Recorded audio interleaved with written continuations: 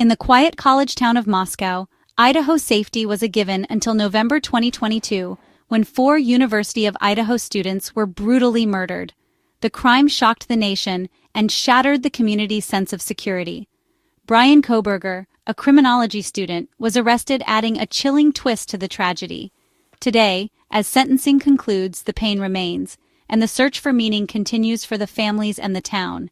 This is a story of loss, resilience, and the enduring impact of unimaginable violence. The chill of late autumn had settled over Moscow, Idaho. The leaves had turned, the air was crisp, and the promise of the holiday season was just around the corner. But on November 13, 2022, 6 students, young adults full of life and dreams, settled in for the night at their off-campus house on King Road. Little did they know, the ordinary night was about to turn into an unimaginable nightmare. The walls of that house, usually filled with laughter and the bustle of college life, were soon to become the scene of unspeakable tragedy. 4 of those vibrant young souls would not survive until morning. Their lives, full of potential and promise, were about to be brutally cut short, leaving behind a community shattered by grief and disbelief. The tranquility of Moscow was about to be irrevocably broken. Under the cloak of darkness, an intruder entered. Silently, stealthily, they breached the perceived safety of the student home, carrying with them an intent so malevolent it would forever stain the history of the small college town. The intruder committed a swift, brutal attack, a violent act that defied comprehension. The speed and ferocity of the assault left little room for defense, turning the house into a scene of unimaginable horror. In the aftermath, 2 roommates remained unharmed, their lives spared in a manner that only deepened the mystery. The house on King Road was now a crime scene, a silent witness holding a house full of secrets, unanswered questions, and the lingering echoes of a horrific night. The discovery the next day sent shockwaves through Moscow, a quiet, close-knit community suddenly thrust into the national spotlight. The news spread like wildfire, igniting a wave of fear and disbelief. Adding to the enigma, there were no signs of forced entry, and initially no clear suspects emerged, leaving investigators grasping at straws in a desperate search for answers. Compounding the challenge, the murder weapon was nowhere to be found. Fear and speculation gripped the town as residents grappled with the unsettling reality that a killer was among them. The sense of security that had once defined Moscow was shattered, replaced by a pervasive unease. Law enforcement launched an extensive investigation, combing through thousands of tips, chasing down leads, and meticulously piecing together the fragments of that fateful night. A white Hyundai Elantra, spotted near the scene, became a focal point of the investigation, its presence a potential clue in the complex puzzle. Crucially, DNA recovered from a knife sheath found at the scene provided a vital link, a tangible piece of evidence that offered a glimmer of hope in the search for the truth. Months later, the trail of evidence led investigators to Bryan Kohberger in Pennsylvania, a suspect whose arrest sent ripples of shock and disbelief across the nation. His arrest brought a measure of relief to the grieving community, but it also ignited a fresh wave of questions, deeper and more unsettling than before. The most haunting questions of all lingered. Why these particular victims, and what could have possibly been the motive behind such a senseless act of violence? The answer to why would become the specter that would haunt the case from that day forward, a constant reminder of the profound and senseless loss that had befallen Moscow, Idaho. This story is about 4 young lives: Madison Mogen, Kaylee Goncalves, Xana Kernodle, and Ethan Chapin, each full of promise. Maddie and Kaylee, lifelong friends, were known for their energy and dreams of the future. Xana, vibrant and kind, was just beginning her love story with Ethan, whose warmth and positivity touched everyone. They were beloved children, siblings, and friends, not just names in a headline. Their lives were intertwined by friendship and love, and their loss left a void impossible to fill. 4 bright lights, gone too soon, but never forgotten. Their memory is the heart of this story. After Kohberger's arrest, the legal process began, a marathon of motions, evidence challenges, and delays. The defense questioned DNA, cell data, and sought a change of venue, while the prosecution stood firm. For the families, each hearing reopened wounds, prolonging their agony. The sheer volume of evidence and legal wrangling stretched the process for years. Frustration grew as the trial date was pushed back again and again. The looming death penalty trial promised more pain and uncertainty for everyone involved. As exhaustion set in, the conversation shifted. Was there another way to bring closure? The stage was set for a dramatic turn. Months before trial, news broke of plea deal talks, a shock after years of calls for the death penalty. The agreement: Kohberger would plead guilty to all 4 murders, the state would drop the death penalty, and he'd serve life without parole. For prosecutors, it meant certainty and spared families a harrowing trial. But it also meant the public might never see the full evidence or hear the whole story. Some saw it as justice, others as a compromise. The plea was an admission of guilt, ending years of denial and legal maneuvering. For the families, it was a bittersweet resolution, final but incomplete. The deal guaranteed accountability, but not all the answers. The acceptance of the plea deal brought a complex mix of relief and unresolved emotions. It was a decision that resonated throughout the community, offering a sense of closure while simultaneously leaving many questions unanswered. There would be no trial, no public spectacle, no graphic testimony that would further traumatize the families and the community. The potential for reliving the horrific details of the crime was averted. But the plea also brought deep frustration and a sense of incompleteness for many of the families involved. The legal process, while expedient, seemed to fall short of providing the full measure of justice they sought. The Goncalves family especially voiced their strong desire for a trial. They believed a trial was essential to uncover all the facts and ensure a complete understanding of the events that led to the tragic loss of their daughter. They also openly advocated for the death penalty, feeling it was the only just punishment for such a heinous crime. Their pursuit of the ultimate penalty reflected their profound grief and their unwavering belief in accountability. For them, the plea deal felt like a denial of justice and a suppression of the full truth. The absence of a trial meant that key aspects of the case might remain hidden, leaving them with a lingering sense of dissatisfaction. The biggest loss resulting from the plea deal was the potential unveiling of the motive. What drove the perpetrator to commit such a brutal act? Without a trial, the why behind the crime remained a haunting mystery, a void that could never be truly filled. This lack of understanding added another layer of pain and frustration for the families. During the sentencing hearing, families were given the opportunity to deliver emotional victim impact statements. This was their chance to speak directly to the court and to the perpetrator, to express the profound impact of the crime on their lives.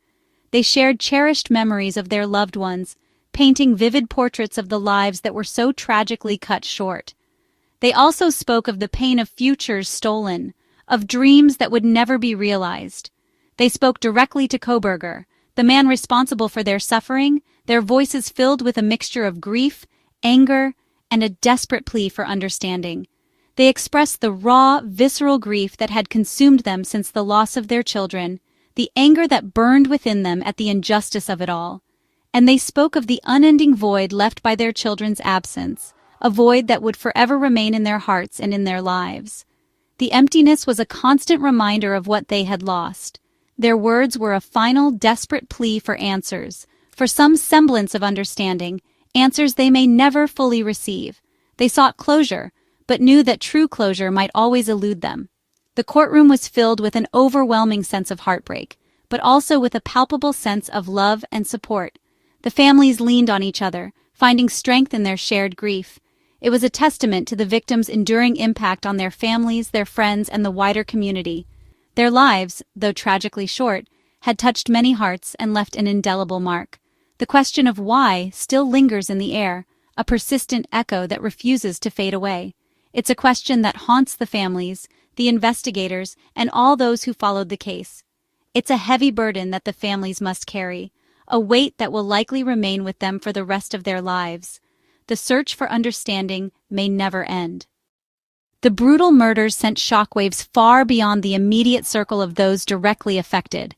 The devastation was immense, ripping through not just the lives of the 4 young victims and their heartbroken families, but also leaving an indelible scar on the wider community. The pain was palpable, a heavy weight settling over everyone connected to the victims. The tragedy cast a long shadow over the entire Moscow community and the University of Idaho. The close-knit fabric of the town, once defined by its peaceful atmosphere and academic vibrancy, was torn apart by the senseless act of violence.